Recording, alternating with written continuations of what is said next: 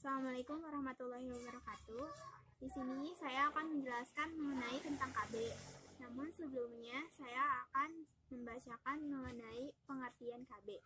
Untuk pengertian KB menurut Undang-Undang Nomor 10 Tahun 1992 adalah upaya peningkatan kepedulian dan peran serta masyarakat melalui pendewasaan usia perkawinan, pengaturan kelahiran, pembinaan ketahanan keluarga, peningkatan kesejahteraan keluarga kecil, bahagia, dan selanjutnya kita akan membahas tentang macam-macam KB.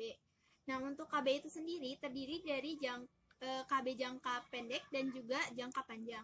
Untuk jangka pendek itu terdiri dari pil KB dan juga suntik. Untuk pil KB dia mengandung hormon estrogen dan progesteron. Cara kerjanya itu untuk menekan ovulasi yang akan mencegah lepasnya sel telur dari indung telur, mengendalikan lendir mulut rahim sehingga sperma tidak dapat masuk ke dalam rahim, menipiskan lapisan endometrium. Dan untuk kelebihannya yaitu apabila ibu menggunakan pil KB, maka mengurangi rasa sakit saat haid, juga mencegah anemia zat besi, kemudian mengurangi resiko kanker ovarium, kemudian merupakan pil KB yang cocok untuk menunda kehamilan bagi pasangan usia subur, dan kemudian selain itu terlindung dari penyakit radang panggul dan mencegah kehamilan di luar rahim, mengurangi resiko kanker ovarium. Dan apabila ibu ingin berhenti ber-KB, maka ibu tinggal tidak meminum pil KB tersebut dan masa suburnya akan kembali dengan cepat. Selanjutnya, untuk kekurangannya, yaitu ibu harus disiplin dalam meminum pil KB tersebut. Karena apabila ibu tidak disiplin dalam meminum KB pil tersebut, kemungkinan besar ibu akan hamil. Dan kemudian, selain itu, tidak dianjurkan untuk wanita yang perokok, dan kemungkinan akan terjadi infeksi jamur di sekitar kemaluan.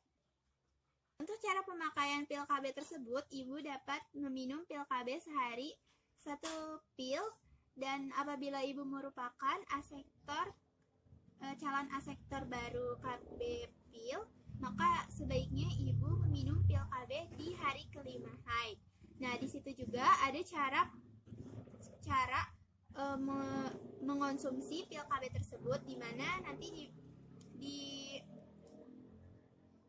KB pil tersebut nanti ada yang khusus untuk haid dan juga yang untuk tidak haid. Yang untuk haid itu berwarna kuning, ada tanda warna kuningnya. Nah, di situ berwarna kuning dan tertera harinya, hari Senin, Selasa, Rabu, Kamis, Jumat, Sabtu, Minggu, dan dimana apabila ibu haidnya di hari Selasa, maka ibu minum mulai dari hari Selasa itu. Dan apabila ibu lupa 1 hari meminum pil KB, maka saat ibu ingat, ibu langsung meminum 2 pil tersebut. Jika ibu lupa meminum pil KB 2 hari, maka ibu langsung menggunakan KB darurat dan juga meminum pil KB seperti biasa, yaitu 1 pil. Kemudian apabila ibu lupa 3 hari, maka ibu harus menunggu sampai ibu haid dan kemudian ibu meminum pil KB saat haid hari kelima. Selanjutnya kita akan membahas tentang KB suntik. Nah, untuk KB suntik ini terdiri dari 2 macam, yaitu ada KB suntik 1 bulan dan 3 bulan. Untuk KB suntik 1 bulan itu, dia mengandung hormon estrogen dan progesteron, di mana KB suntik 1 bulan ini sangat cocok untuk ibu yang tidak menyusui, karena dia mengandung hormon estrogen yang dapat mengurangi produksi ASI tersebut. Namun, terdapat juga pada beberapa ibu yang tidak mengalami hal tersebut. Nah, untuk KB suntik 3 bulan, dia mengandung hormon progesteron. Nah, KB suntik 3 bulan ini sangat cocok untuk ibu yang menyusui karena dia tidak menghambat produksi ASI tersebut. Dan cara kerja untuk KB suntik 1 bulan maupun 3 bulan sama, yaitu mencegah lepasnya sel telur dari indung telur wanita, kemudian mengentalkan lendir mulut rahim sehingga spermatozoa tidak masuk ke dalam rahim dan menipiskan endometrium. Selanjutnya, untuk keuntungannya sendiri, praktis, efektif, dan aman, tidak mempengaruhi ASI, cocok untuk ibu menyusui untuk KB suntik 3 bulan, tidak terbatas umur. Nah, untuk kerugiannya, harus kembali ke tempat pelayanan kesehatan apabila ber-KB suntik 3 bulan ataupun 1 bulan sesuai dengan yang digunakan. Kemudian, tidak dianjurkan bagi penderita kanker, darah tinggi, jantung, dan liver, dan juga kembalinya kesuburan agak sedikit telat. Selanjutnya, KB jangka panjang terdiri dari implan 1 atau 6 kapsul yang berbentuk seperti korek api dan dimasukkan ke bawah kulit lengan atas, dan untuk jangka waktunya 3-5 tahun. Untuk cara kerjanya sendiri, dia menghambat terjadinya evolusi, menyebabkan endometrium tidak siap untuk nidasi, mempertebal lendir serviks, menipiskan lapisan selaput lendir.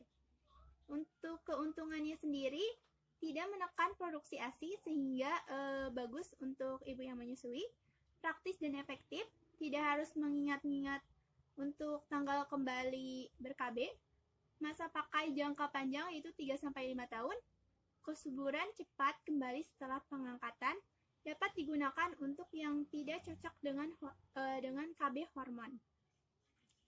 Selanjutnya, untuk kerugiannya itu sendiri yaitu pemasangan harus dengan petugas kesehatan, dan selain itu dapat menyebabkan perubahan pola haid dan pemakai tidak dapat menghentikan pemakaiannya sendiri.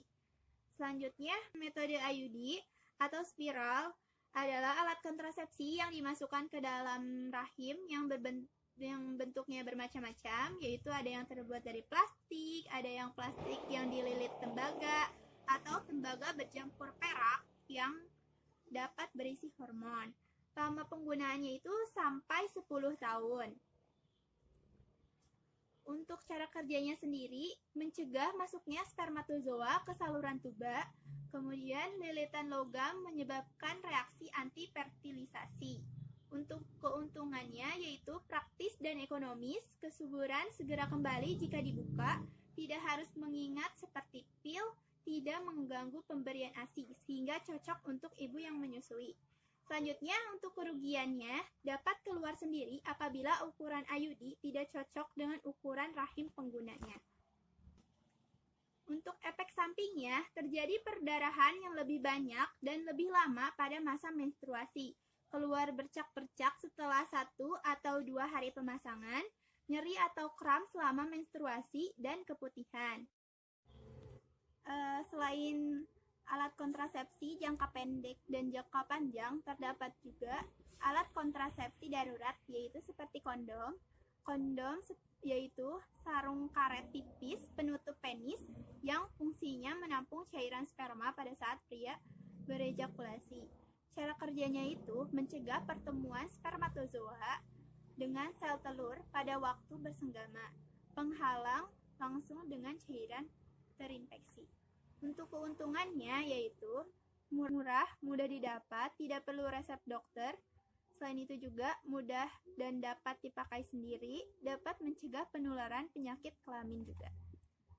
Untuk kekurangannya yaitu selalu harus memakai kondom yang baru, selalu harus ada persediaan, kadang-kadang ada yang tidak tahan terhadap karetnya atau seperti iritasi, alergi, tidak dan juga tingkat kegagalannya cukup tinggi bila terlambat pemakaiannya.